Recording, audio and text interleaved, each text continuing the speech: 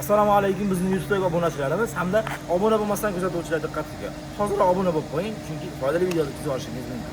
Navbatdagi obzorimizda juda ko'pchilik kutgan va gaz qo'ysa qanaqa bo'lar ekan, olishdan oldin hatto gazni o'raydiganlar diqqatiga.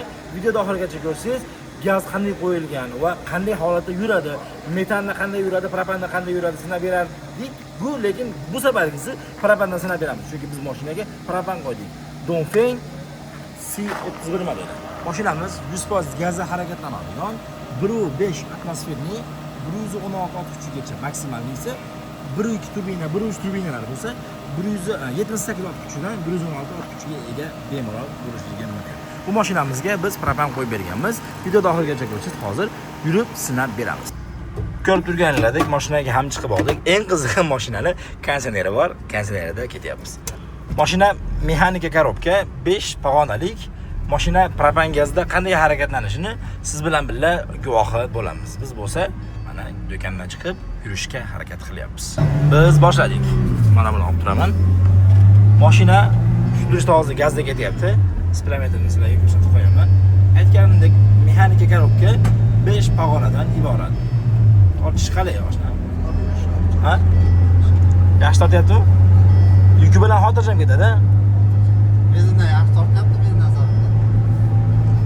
Bilasizlar, benzindan yaxshi tortishligining sababi, benzinning aktani 80 bo'lsa, eng qizig'i ma'lumot o'rnida aytib o'tgandek, bular 80 ga moslashgan bo'lmaydigan. Eng kami 92 yoki toza 95 benzin qo'yishligi kerak ekan. Shuning uchun ham mashinani o'ziga xos ravishda propan qo'ydiradigan bo'lsangiz, 100% gazda harakatlanishi ham bir yoqadigan bo'lsa, hamda propanda benzinga qaraganda yaxshiroq yurishligi yana bir yoqimli bo'ladi. Eng qizig'i bunga zapaskasini o'rniga 48 talik yoki 54 talik qo'yishingiz mumkin, lekin biz bunga 77 talik ballonni sig'dirib qo'yib berganmiz. Uni videoda oxirigacha ko'rishingiz albatta ko'rsatamiz. Biz bo'lsa hali yo'lda davom etamiz. Endi diqqat bilan qarab turasiz, mashinani 0 dan siljishligi va nechagacha chiqa olamiz, yo'limiz tugagungacha boshlaymiz.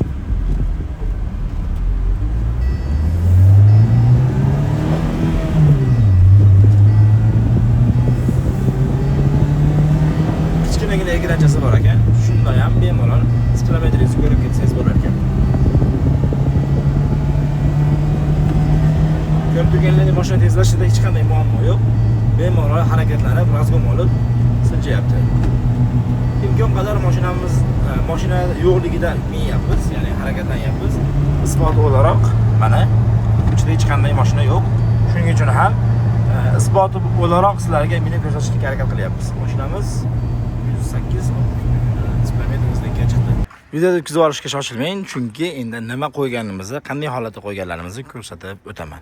Mashinada yurib keldik, xudo xolasa hech qanday muammo bo'lgani yo'q. Mashinamizga italyanskiy reduktor qo'yib berdik, Nordic italyanskiy reduktor va qo'shimcha klapan qo'yib berganmiz. Ko'rib turganlaringdek, turetskiy bu ham. Bu bo'lsa italyanskiy. Eng qizig'i suvni pechkasidan olganmiz, yaxshiroq aylanishligi uchun va kilometr yaxshiroq berishligi uchun.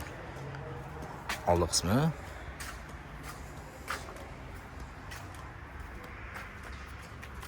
Injektorlarga keladigan bo'lsak, italyanskiy 2 ohmli injektor. Yevropa gazining Basigo 24 va original zajim va xamutlarini ham alohida ahamiyatga ega va shlankalarni ham Fagomit original shlankalardan qo'yib berganmiz. Aytganimdek, mashinamiz 100% gazda harakatlanadi.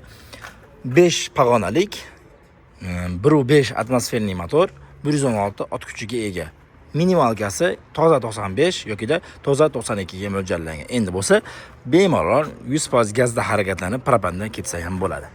Zapaskasini o'rniga aytganimdek akalar, mana ballonning o'zi 48 yoki 54 qo'ysangiz bo'ladi, lekin biz bunga yangilik qilib 72 talik ballonni qo'yib berganmiz.